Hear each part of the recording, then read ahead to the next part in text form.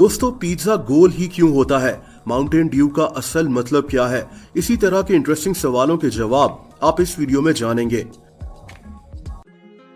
दोस्तों, कागज तारीख की एक इंतहाई अहम इजाद है। कागज से पहले लिखने के लिए हड्डी, बैम्बू, कपड़ा वगैरह इस्तेमाल किया जाता था। लेकिन क्या आपको पता है कि कागज को इजाद किसने किया? दोस्तों, इसका सेहरा एक चाइनीज आदमी साय लुन को दिया जाता है।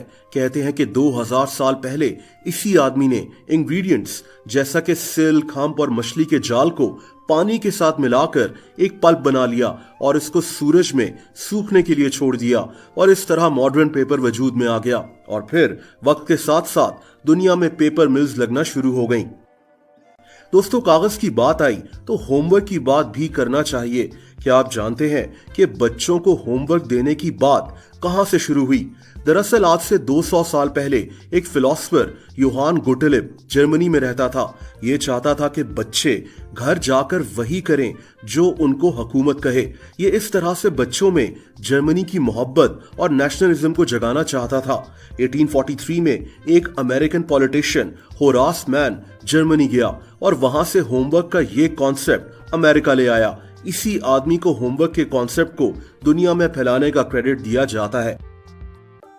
दोस्तों, माउंटेन ड्यू को कौन नहीं जानता, लेकिन क्या आप जानते हैं कि इस सॉफ्ट ड्रिंक को बनाया किसने और इसका मतलब क्या है?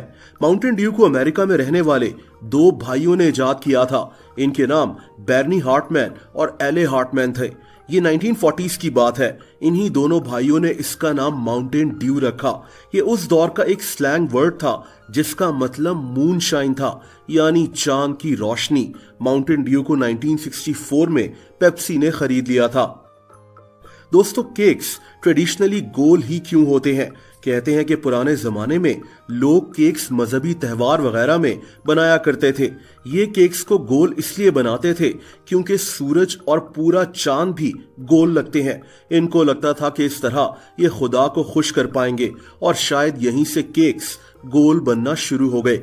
जहां तक पिज्जा का सवाल है तो पिज्जा गोल इसलिए होता है क्योंकि जब इसकी डो बनाई जा रही होती है तो इसको फैलाते हुए ये वैसे ही गोल शेप में बन जाती है और ये बॉर्डर से बराबर होती है।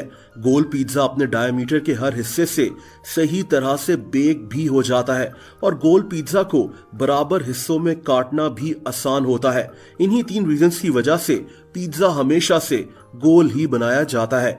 दोस्तों, क्या आपको पता है कि एम्बुलेंस का मतलब क्या है? एम्बुलेंस लैटिन जबान का लफ्ज एम्बुलारे से निकला है जिसका मतलब चलना होता है। एम्बुलेंस जंग में उस हॉस्पिटल को कहा जाता था जिसको आर्मी एक जगह से उठाकर दूसरी जगह ले जाती थी जहां जख्मी फौजियों का इलाज होता था। यानी एम्बुलेंस लफ्ज का मतलब एक चलता फिरता हॉस्पिटल होता है जो जंग में इस्तेमाल किया जाता था। एम्बुलेंस लफ्ज दरअसल यहीं से निकला है। दोस्तों, टैक्सी ट्रेडिशनली पीली ही क्यों होती है? 1907 में अमेरिका में एक कार सेल्समैन जॉन हर्ट्स ने एक टैक्सी कंपनी खोली। इस आदमी ने एक यूनिवर्सिटी में एक सर्वे करवाया कि कौन सा रंग तमाम रंगों में आंखों को ज्यादा दिखेगा, यानी प्रोमिनेंट होगा, और इस सर्वे का रिजल्ट पीला रंग था और बस इसने अपनी सारी टैक्सीज पर पीला रंग कर दिया। ये पीली टैक्सीज अमेरिकी शहर शिकागो में चली और फिर पूरे अमेरिका में फैल गईं और बस तभी से टैक्सीज पीले रंग में आना शुरू हो गईं। और दोस्तों, आखिर में हम रोजाना आसमान को देखते हैं, लेकिन क्या आपने कभी सोचा है कि आसमान का रंग दिन में नीला क्यों दिखता है? दरअसल दिन में जो सूरज की रोशनी जमीन तक पहुंचती है ये कई रंगों पर मुश्तमिल होती है। सूरज की रोशनी में वो तमाम रंग शामिल होते हैं जो रेनबो में होते हैं, red, orange, yellow, green, blue वगैरह। सूरज की रोशनी जमीन के एटमॉस्फेयर से होकर गुजरती है। एटमॉस्फेयर हमारी जमीन के ऊपर एक गैस की लेयर सी होती है जो हमारी जमीन को गर्म रखती है और हमें सांस लेने के लिए हवा देती है। अब सूरज की रोशनी में जो रंग होते हैं ये वेव्स में ट्रेवल करते हैं। हर रंग की अपनी एक वेव होती है, कोई छोटी और कोई बड़ी वेव। इनमें ब्लू रंग की वेव्स बहुत छोटी होती हैं। जब सूरज की रोशनी जमीन के एटमॉस्फेयर से गुजरती है तो एटमॉस्फेयर में मौजूद गैसेस नीले रंग की छोटी वेव्स को सबसे ज्यादा इधर उधर एटमॉस्फेयर में फैला देती हैं और इसी वजह से हमें दिन के वक्त आसमान नीला नजर आता है जब सूरज निकला हुआ होता है। दोस्तों, अगर आपके जहन में ऐसा ही कोई इंटरेस्टिंग सवाल है तो कमेंट्स करके जरूर बताएं और मेरी कोशिश होगी कि इस टॉपिक पर एक और वीडियो पोस्ट करूं।